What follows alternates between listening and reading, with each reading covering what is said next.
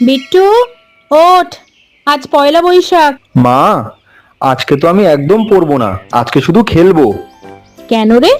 আজ তো পয়লা বৈশাখ, নতুন বছর। ঠিক আছে, কিন্তু সকালটা ভালোভাবে শুরু করতে হয়।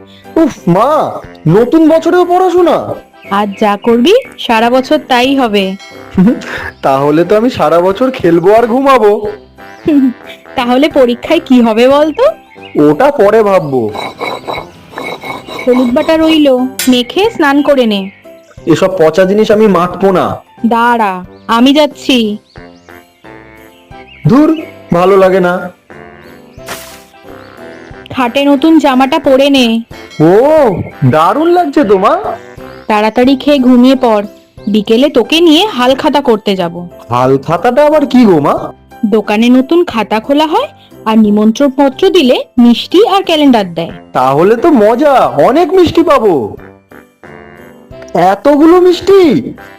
বাহ, ক্যালেন্ডারটা তো খুব সুন্দর হয়েছে।